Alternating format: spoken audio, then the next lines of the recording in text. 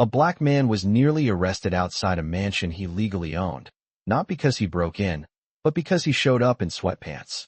The gate denied him. The guard called him a trespasser. The system said he was the owner. And what he did next didn't just unlock the gate, it exposed everything. A black man was called a trespasser at the gate of a mansion he built. Not because he broke in, not because he lied, not because he didn't belong, but because he showed up in sweatpants. That's the part that won't let me go. It wasn't the confrontation that shook me. It wasn't even the word squatter floating in the air like something rehearsed. It was the stillness. The way he stood there. The way he didn't rush to prove himself. The way the system blinked red before it blinked green. And I remember thinking, this isn't just a viral clip. This is a mirror. Hey everyone, welcome to BG Stories. If you care about stories that go deeper than headlines, stories that make you pause and examine the systems we move through every day, you're in the right place. Before we go any further, I want to say something clearly. This story is not about tearing someone down. It's not about outrage for entertainment. It's about dignity under pressure. It's about what happens when authority meets composure. And if stories like this matter to you, if you believe in thoughtful storytelling that challenges and teaches at the same time, make sure you subscribe to the channel. That support gives us the momentum to keep telling stories that actually mean something. Now let's slow down. It's early morning in Beverly Hills. Slate pavement still cool. A white blazer dress sharp against the light. A security manager standing at a gate that separates the inside from the outside. Her voice is controlled, professional, almost clinical. Sir, residents use the side entrance. Delivery access is closed. Across from her stands a black man, 52 years old, tall, composed, sweat still drying from a 5-mile run. No luxury car behind him. No visible badge. No performance of status. Just presence. And something about that presence disrupts the order. I've spent years paying attention to black stories. Not as a distant observer collecting facts, but as someone genuinely curious about patterns. About the invisible rules that decide who gets questioned and who gets waved through. About how quickly suspicion attaches to certain bodies in certain spaces. So when I watched this moment unfold, I didn't just see a misunderstanding. I saw a familiar script loading. You don't look like you belong here. Prove it. Explain yourself. What fascinates me is not that bias exists. We all know it does. What fascinates me is how quietly it activates. How confidently it speaks before verification. How often authority trusts perception over process. Because here's the uncomfortable truth. We've been conditioned to recognize power through packaging. A tailored suit signals executive. A luxury car signals homeowner. A uniform signals legitimacy. But what happens when power shows up without costume? That's the question that hooked me. When the word squatter entered the conversation, something shifted. Not just in the interaction, but in me. That word carries weight. It assumes intent. It frames a person as an intruder before asking a single clarifying question. And I kept asking myself, why was the first instinct escalation instead of curiosity? Why wasn't the first question, what's your name? Why was it, step back or I'll call the police? If you've ever walked into a room and felt eyes measure you before you spoke, you understand the tension I'm talking about. If you've ever been asked for credentials in a tone that implies doubt rather than protocol, you understand it even more. This story unsettled me because it exposed how fragile certain forms of authority can be when confronted by unexpected presence. The man at that gate wasn't loud. He didn't argue. He didn't introduce himself with a resume. He simply said, I live here. And he said it without performance. There's something powerful about that kind of certainty. Not arrogance. Not ego. Just clarity. I want us to explore this together, not as spectators, but as thinkers. Because this isn't just about one neighborhood in California. It's about how systems respond when the person in front of them doesn't match the image in their head. It's about the difference between authority and power. Authority stands at a gate with a radio. Power owns the land behind it. Authority can deny access temporarily. Power designs the access system. But here's what makes this story different from so many others. The man being questioned didn't raise his voice. He didn't lean into anger. He didn't try to win the argument emotionally. He let the moment breathe. And that restraint is what makes this more than a confrontation. It makes it a study in composure, a study in structural leverage, a study in what it means to belong without asking permission. As we move through this story, I want you to stay with me in the questions, not just the events. What triggers suspicion so quickly? Why does presentation carry so much weight? How many times have we mistaken uniform for unquestionable authority? And how often have we underestimated the quietest person in the room? This isn't about villainizing anyone. It's about examining what happens when perception outruns process. Because the gate didn't just test him, it tested the system. And what happened next didn't just expose bias. It exposed something stronger. Composure under pressure is disruptive. Documentation is louder than accusation. And presence, when grounded in ownership, doesn't need to shout. That's why this story won't leave me. And if you stay with me through this journey, I think you'll see it too. This wasn't just a man being stopped at a gate. It was a moment that asked a bigger question. Who gets to belong without explanation? And why does that answer still depend so much on what someone is wearing? If the first question this story forces us to confront is who gets to belong without explanation, then the next question is even sharper. What happens when belonging is filtered through a gate designed to measure appearance before truth? Let's stay at that gate a little longer. Not just as a setting, but as a symbol. Because that entrance in Beverly Hills wasn't just a security checkpoint. It was a pressure point. A place where surface authority and structural power collided in real time. And what fascinates me is not the confrontation itself, but how quickly the rules of perception activated before the rules of verification did. Ava Monroe stood there in a white blazer dress, posture firm, voice even, radio clipped at her waist like a badge of earned control. She wasn't chaotic. She wasn't hysterical. She was composed. That's important, because this wasn't an emotional outburst. It was a confident assessment. And that's what makes it uncomfortable. Her authority came from position, from title, from being the one behind the console. In that space, she was the gatekeeper, the person who decides, who passes and who pauses. And psychologically, that role does something subtle. It creates a sense of guardianship, a belief that vigilance equals competence. But vigilance without discernment becomes assumption. When she looked at Marcus, she didn't see data. She saw deviation. No vehicle clearance. No visible credentials. No external signals of elite status. And here's the part that stays with me. Our culture has trained us to read power visually. We scan for cues. Luxury cars. Designer fabrics. Certain kinds of body language. And when those cues don't appear where we expect them, something in the subconscious hesitates. That hesitation can become suspicion. Suspicion, if unchecked, becomes escalation. When she labeled the situation as a potential squatter scenario, it wasn't just a word choice. It was a narrative decision. Because once someone is framed as an intruder, every movement they make is interpreted through that lens. I keep thinking about how fast that framing happened.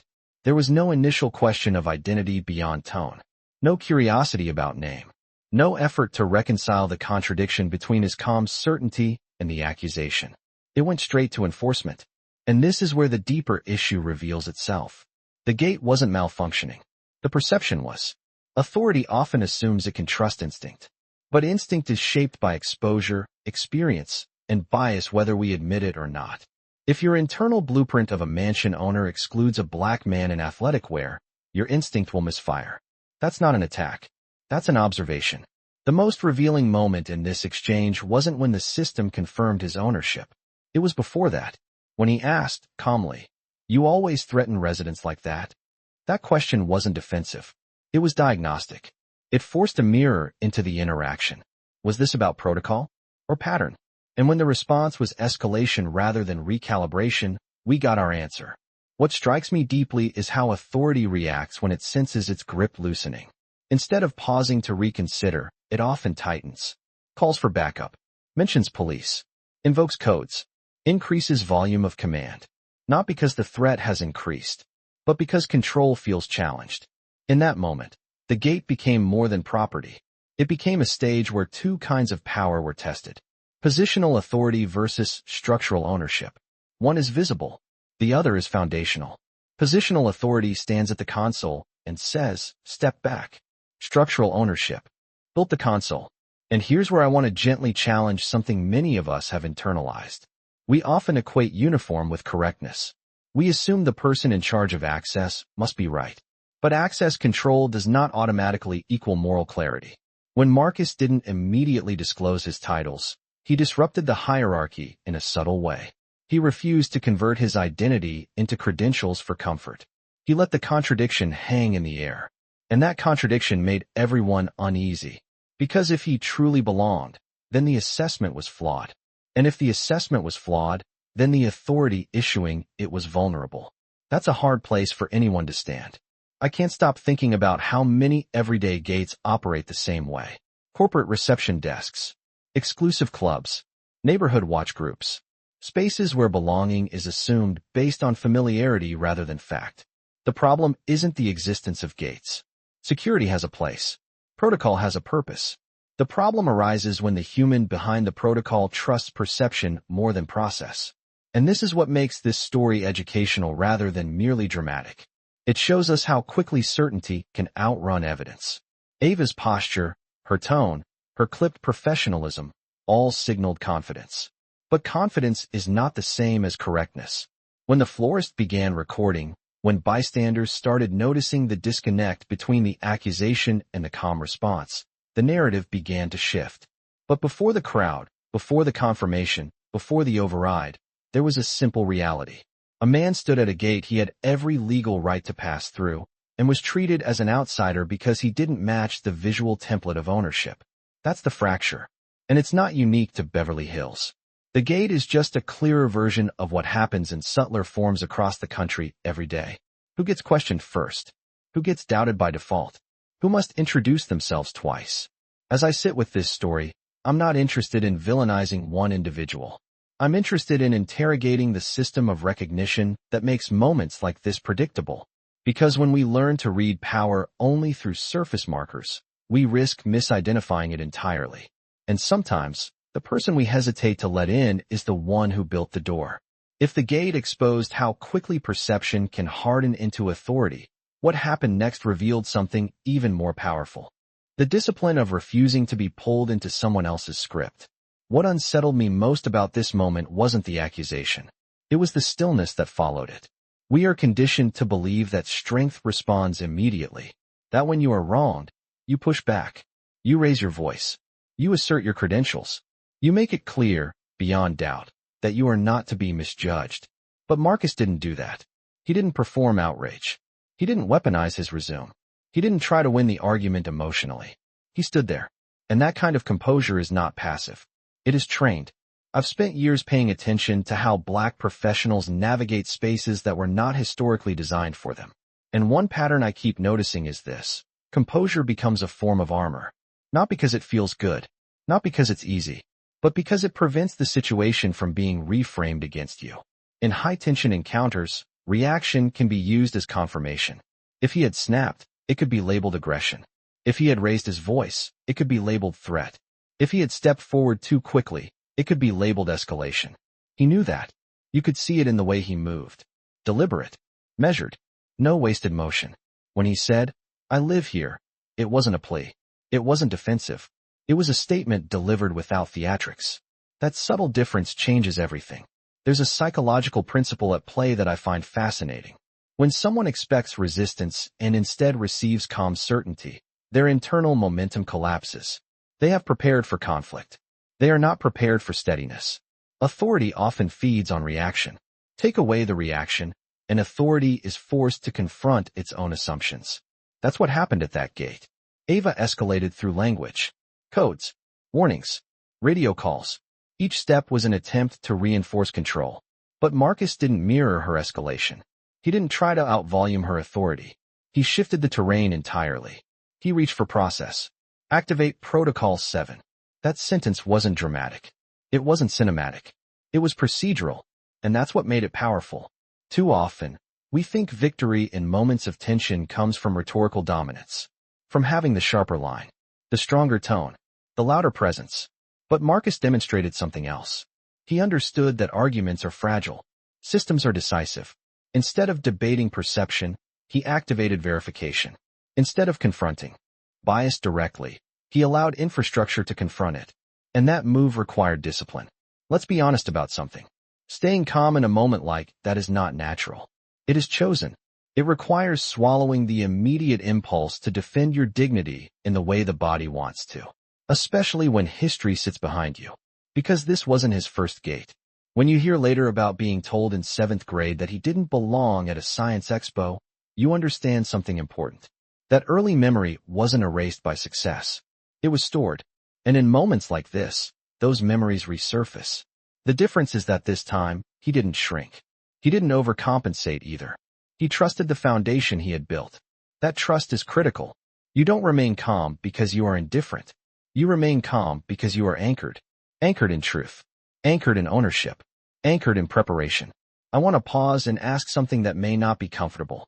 Why is composure so often demanded from black men in moments of scrutiny? There's an unspoken expectation that they must remain unshakable to be seen as legitimate. That any visible frustration will justify the original suspicion. That burden is heavy. But in this case, composure became leverage. When the system's voice echoed overhead confirming his identity, the emotional balance of the interaction flipped. And what's striking is that he didn't celebrate. He didn't smirk. He didn't even change posture. He remained the same man who had stepped up to the gate. That consistency is leadership. Because real leadership is not about dramatic reversals. It's about stability under pressure. When Ava attempted to question the legitimacy of the override, suggesting hacking or procedural errors, he didn't engage her pride. He escalated again through structure. Phase 2. Full audit. Real-time compliance review. Notice the pattern. He never attacked the person. He addressed the process. That distinction separates maturity from ego. If he had turned toward her and said, "You just profiled me," the statement would be emotionally valid. But it would keep the interaction at a personal level. Instead, he made it institutional. He shifted the focus from his identity to her conduct. And that shift is profound. It teaches something practical. When you are underestimated, you have two options. You can fight the perception directly, or you can elevate the conversation to a level where perception no longer holds weight. Marcus chose elevation. He didn't attempt to prove he belonged. He allowed the system to prove who was out of alignment. That is a different kind of power. As I reflect on this part of the story, I realize the most radical thing he did was not winning the confrontation. It was refusing to let the confrontation define him. He didn't match her intensity. He didn't absorb her accusation. He didn't let the moment shrink him into defensiveness. He remained expansive, and that expansion destabilized everything. Because when someone expects you to contract under pressure and you don't, their framework falters. What we witnessed wasn't just composure. It was emotional intelligence applied strategically. It was restraint with intention. It was the understanding that sometimes the strongest response is not louder words, but steadier posture. And in a culture that often mistakes reaction for strength, that kind of stillness feels almost revolutionary. The gate may have been physical, but the real turning point happened internally. He didn't let the moment pull him out of alignment. And that is why everything else unfolded the way it did. Because when you know exactly who you are, you don't argue with doubt. You outlast it. And when composure holds long enough, something inevitable happens. The system is forced to speak. There's a particular kind of silence that falls right before truth overrides narrative. You could almost feel it in the air at that gate. Ava had escalated. Backup had been called. The language of suspicion had already been used. The crowd had grown quieter, not louder, because everyone sensed the moment was tipping towards something irreversible. Then came the sound. Not dramatic, not explosive, just a soft mechanical click. The gate unlocked. And above them, through the estate's security speaker, a calm, automated voice confirmed what Marcus had stated without embellishment. Primary resident verified. That moment is what I keep replaying in my mind. Not because it was vindication, but because it exposed the difference between perception and infrastructure. Up until then, the conflict had lived in human interpretation. Tone against tone. Confidence against certainty. But once the system confirmed him, the argument moved beyond opinion. Technology doesn't have pride. Databases don't carry assumptions. Access logs don't react emotionally. The system recognized him instantly. And yet, even after confirmation, Ava hesitated. That hesitation is revealing. When someone has anchored their authority in their own assessment, even objective verification can feel like a threat. Because if the system contradicts you, it's not just your judgment that's questioned. It's your position. I find it fascinating that Marcus didn't celebrate the override. He didn't look around for validation. He didn't perform triumph. He allowed the confirmation to land naturally. That restraint tells me something about how he views power. Power, when it's real, doesn't need applause. What strikes me most is how he handled the next step. He didn't turn toward Ava with, "See? I told you." He didn't escalate emotionally now that he had the upper hand. He activated Phase 2, a full system audit, real-time compliance review, documentation. This is where the story becomes more than personal. It becomes structural, because instead of centering himself as the wronged individual, he centered the process that had malfunctioned. That is a level of discipline most people never reach. It's easy to correct someone when you're hurt. It's harder to correct a system without becoming vindictive. Marcus understood something fundamental. If you only win the moment, the pattern survives. If you correct the system, the pattern is exposed. When Carla's voice entered the scene, calm and precise, announcing that the interaction was being logged and reviewed, the balance shifted permanently. Oversight entered the equation. And oversight changes behavior, not because it humiliates, but because it removes ambiguity. The moment the boardroom was looped in, the confrontation at the gate stopped being local. It became institutional. It became governance. There's something deeply symbolic about that. For so long, systems were used to question black presence. In this case, the system protected it. That reversal isn't accidental. It's built. Marcus didn't stumble into that protection. He engineered it. He built infrastructure that didn't rely on someone's recognition of his face. He built layers of verification that didn't depend on assumption. He built authority into architecture. And that is the quiet genius of this moment. He didn't argue for legitimacy. He designed it.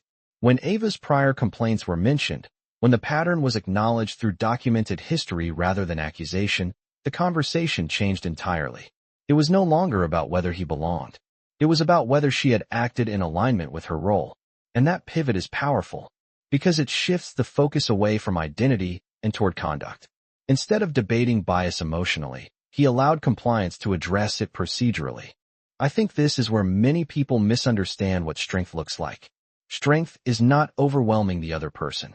Strength is creating conditions where fairness enforces itself. Marcus didn't use the system as a weapon. He used it as a mirror. And when the mirror reflected something uncomfortable, it wasn't his reflection that cracked. It was the illusion of unchecked authority. What lingers with me is how cleanly he handled it. No threats. No public shaming. No dramatic speech. Just process. There's something deeply mature about trusting systems you built to work as designed. It requires foresight. It requires discipline long before the moment of conflict arrives. Because here's the truth. Composure without preparation is fragile. But composure backed by structure is unshakable. The gate turned green. Access restored. Logs archived. Oversight engaged. And through it all, Marcus remained exactly who he had been from the start. That consistency is what makes this more than a viral confrontation. It's a blueprint. Build systems that reflect your values. Document everything. Trust structure over spectacle. When the system speaks louder than bias, the argument doesn't need to continue. It resolves itself. And in that resolution, something larger than one gate was corrected. And once the system confirmed the truth, something else quietly took its place beside it. Witness. What happened at that gate did not unfold in isolation. It unfolded under observation. And I don't mean surveillance cameras or internal logs. I mean people. Real people standing on a sidewalk, sitting in cars, holding phones, watching in real time as authority and reality collided. There's a subtle shift that occurs when an interaction moves from private to public. Behavior changes. Tone recalibrates. Confidence either stabilizes or fractures. The florist in the pastel van lifting his phone wasn't just documenting a confrontation. He was preserving context. And context is powerful. I've thought a lot about why that part of the story matters so much to me. It's not because it went viral. It's because it was witnessed. For generations, many moments of quiet bias evaporated into silence because there were no witnesses. No recordings. No corroboration.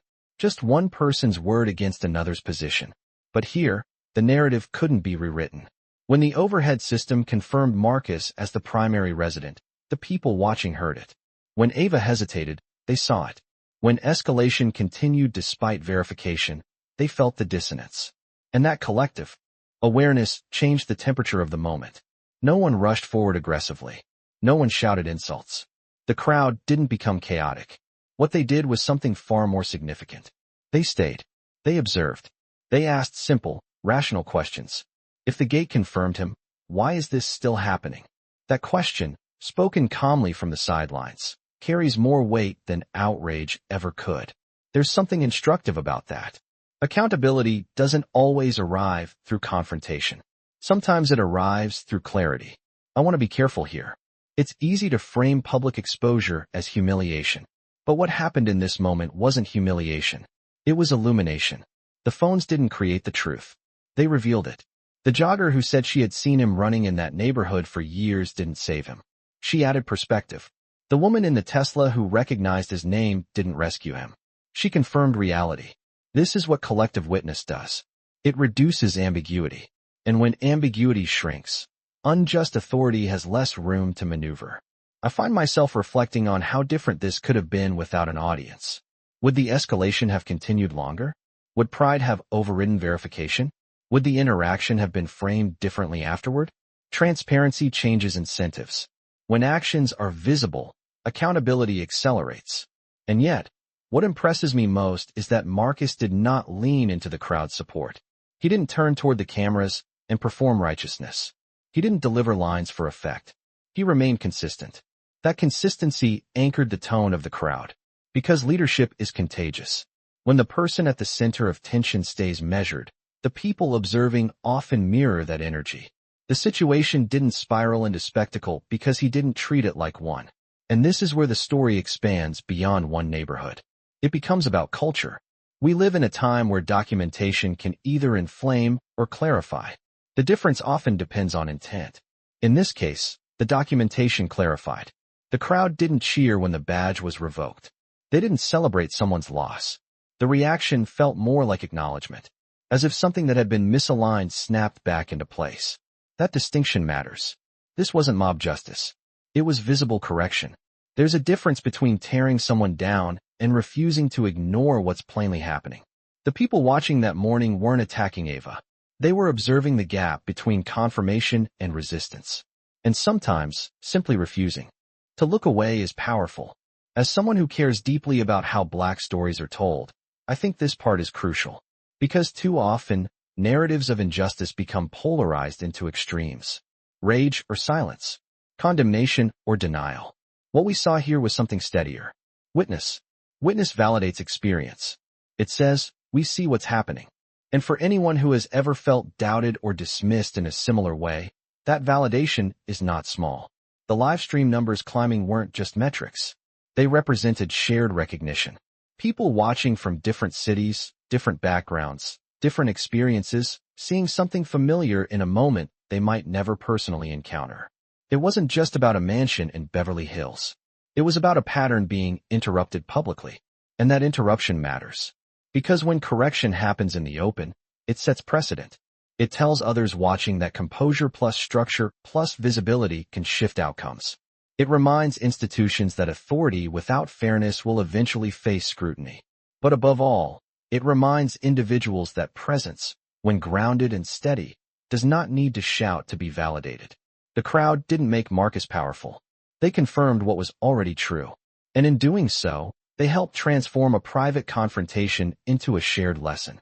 Not about revenge, not about spectacle, but about what happens when truth is witnessed and allowed to stand.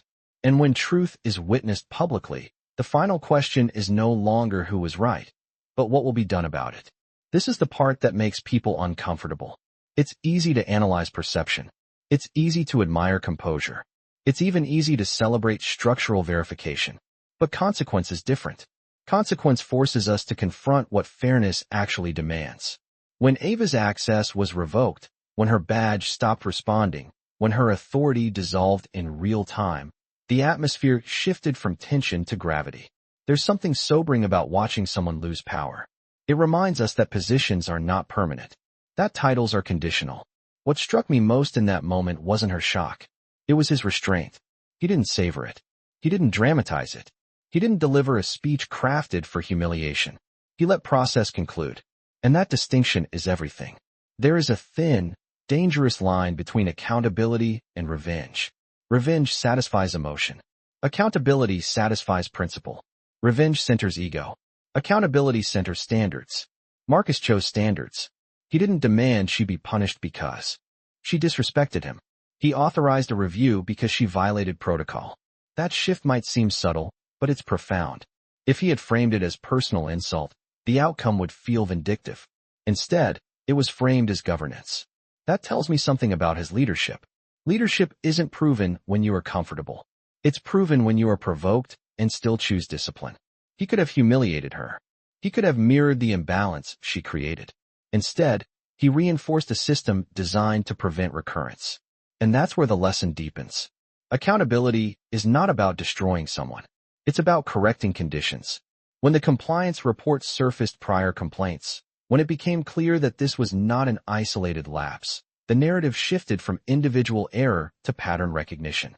Patterns demand intervention. It's uncomfortable to admit, but organizations often tolerate small patterns until a moment forces them into visibility. That moment happened here. And once visible, ignoring it would have meant endorsing it.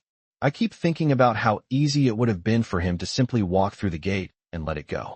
After all, he had already been validated, his access restored, his identity confirmed. But he didn't. Why? Because walking away would leave the structure unchanged. If leadership is about legacy, then legacy requires more than personal vindication. It requires ensuring that the next person doesn't face the same misjudgment. When he said, "This isn't revenge, it's accountability," it wasn't defensive. It was clarifying. There's a maturity in that clarity, a refusal to reduce the moment to ego.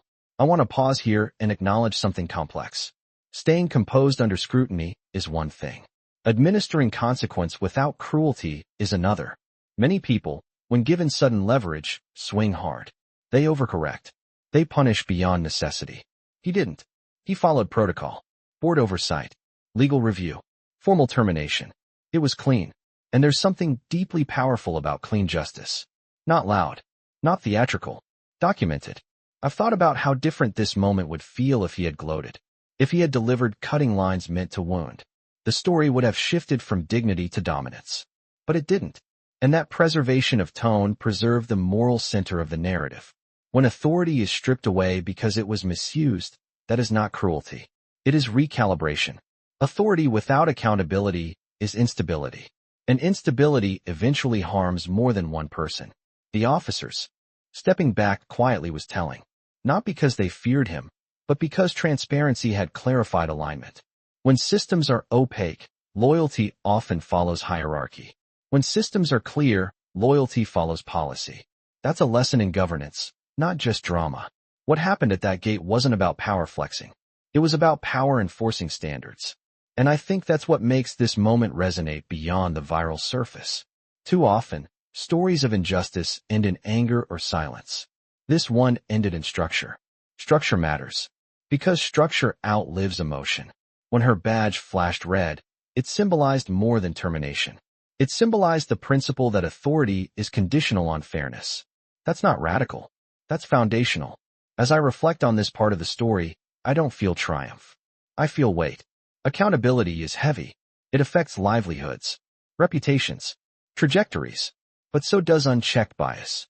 And when faced with the choice between protecting comfort or protecting fairness, leadership chooses fairness. Marcus didn't erase her as a person. He removed her access to misuse position. There's a difference. And that difference defines the entire tone of this story. Because true power does not humiliate. It corrects. And in correcting, it strengthens the system for everyone who walks through that gate after. And once accountability settles into place, what remains is not noise, but reflection. After the crowd dispersed and the gate resumed its ordinary rhythm, Marcus walked into his home. No cameras followed him inside. No applause echoed through the foyer. Just quiet. The kind of quiet that carries memory. That's the part one keep returning to. Because the confrontation at the gate was public, but the meaning of it was personal. When I imagine him stepping into that house, I don't picture celebration. I picture contemplation. A man standing beneath a portrait of his mother, perhaps, or passing framed reminders of a life built piece by piece. I picture history pressing gently against the present. And suddenly, the gate isn't just metal and code. It's every door that ever closed before it opened. We can't understand this moment fully unless we widen the frame. Marcus was not just a man denied entry for a few minutes. He was a black man in America who had likely been told in subtle and not so subtle ways, at different stages of his life, that certain spaces required extra proof. When he remembered being told as a boy that he didn't belong at a science expo, that memory wasn't random. It was formative. It was a blueprint for how doubt enters a young mind. You don't belong here. Those words echo long after the speaker forgets them. And here's what moves me most. Instead of letting that early doubt shrink him, he converted it into architecture, into systems, into ownership, into something that could not be erased by perception. That is legacy. Legacy is not simply wealth passed down. It is resilience encoded into action. It is discipline inherited from people who had to endure gates far harsher than the one in Beverly Hills. When Marcus said, "You don't evict power from its own home," I didn't hear arrogance. I heard lineage. I heard the weight of ancestors who were denied ownership, denied entry, denied recognition. And I think that's why this story resonates beyond the surface drama.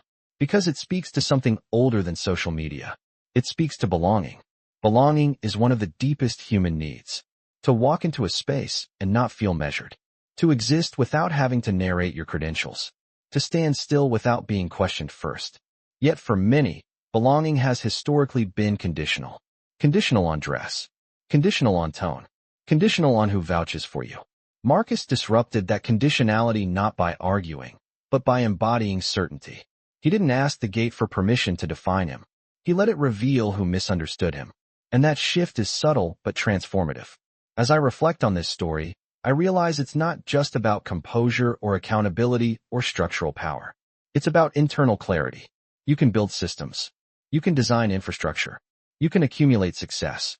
But if you don't know who you are, a single moment of doubt can destabilize you. He knew. That's why he didn't overreact. That's why he didn't overexplain. That's why he didn't collapse under accusation. He was anchored. And that anchoring is something I think we all can learn from, regardless of background. Because we all encounter gates. Maybe not literal ones with biometric scanners, but metaphorical ones. A hiring manager who hesitates. A boardroom that questions your credibility. A neighborhood that looks twice when you park your car. The specifics differ. The emotional undercurrent is familiar. This story challenges us to consider how we respond. Do we shrink? Do we perform? Do we overcompensate? Or do we stand? Standing doesn't mean ignoring injustice. It means not letting it redefine you. It means trusting the foundation you've built. And perhaps most importantly, it means understanding that presence is not granted by someone else's comfort. It is claimed through consistency. As I close this reflection, I keep coming back to the idea that this wasn't just a viral moment. It was a model of what happens when dignity meets preparation, when memory meets maturity, when history meets infrastructure. Marcus didn't build everything he built to impress a gatekeeper. He built it so that the gate itself would recognize him. That difference is everything. And maybe the deeper lesson here isn't about wealth or status or even bias alone. It's about refusing to internalize doubt that was never yours to carry. When you know the land beneath your feet is solid, you don't argue with someone questioning the ground. You let time, structure, and truth do their work. The door closed behind him quietly that morning. Not dramatically, not defiantly, just firmly. And in that quiet, something powerful lingered. Not anger, not triumph. Clarity. Presence isn't granted. It's lived. And sometimes, the strongest statement you can make is not shouting at the gate, but walking through it as if it always knew your name. What happened at that gate was never just about a misunderstanding between a security manager and a homeowner. It was about perception colliding with preparation. It was about the quiet tension between authority and legitimacy. And more than anything, it was about what kind of person you choose to be when your dignity is tested in public.